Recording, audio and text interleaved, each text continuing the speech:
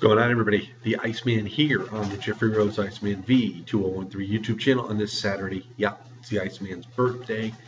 And somebody messaged me and said, "Hey, Iceman, what's going on with your channels?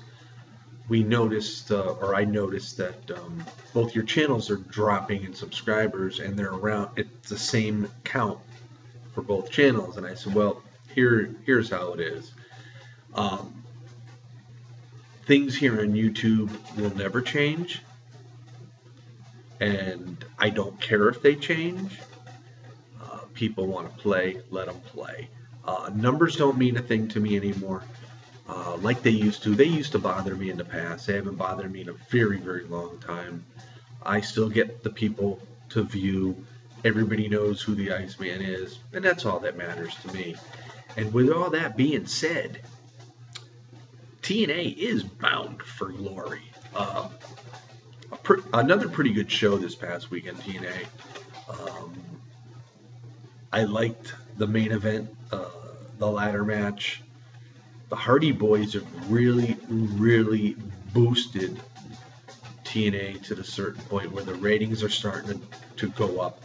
They were actually ranked 83rd in cable this past week, up from like 115 the week before. The viewership went up 40,000, and the show was good. And here's the thing about TNA, what I really like, because I don't read the spoilers. They do stuff that I just don't expect. I love what's going on with Bobby Lashley. I loved how Thursday night he came out and Dixie was in the back, and Billy Corgan and Dixie both come out. They come to the ring, and Lashley tosses aside the King of the Mountain match right to the ring mat, and then he tosses the X Division title like no respect whatsoever, and Dixie's like livid, you know. And I love the character of Bobby Lashley. I love what he's doing. Lashley is just like totally, you know, bringing it on. This is right now the most dominant guy in TNA, and he's showing it. He is like so full of confidence. He's saying, "Bring on anybody. I'll take anybody out. I don't care." And you can tell that Dixie and Billy Corgan are like saying, "We need to do something about Bobby Lashley." So they're going to come together and come up with some sort of plan to sort of like dethrone Lashley from his status here in TNA. And it's all going to probably culminate at Bound for Glory. But you know what would be the cool thing?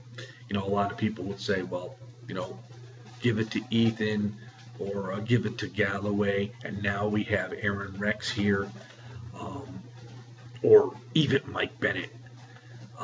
But I think Lashley right now is so dominating. I like to see him continue on. Now, what's going to happen after Bound for Glory? Is TNA going to continue on some new programming, or are they going to go dark for the rest of the year? We don't even know that yet. So, you know, I'm waiting. I'm not going to speculate, but I like what I see here in TNA. Gail Kim striving to get that Knockouts Championship belt back. She's going to be inducted in the Hall of Fame. But she's got to go through Sienna. And then if she can get through Sienna, then she can go to get Maria. And will Gail face Sienna at Bound for Glory?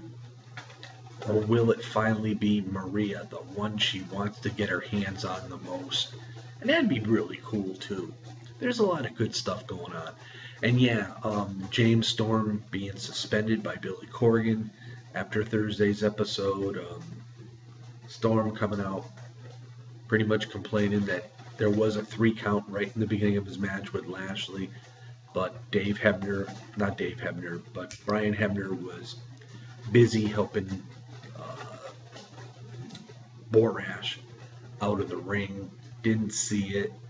And you know, it's sort of funny too, because Storm's saying, "I am the original TNA." He mentioned about Rude and AJ leaving, but he was still there.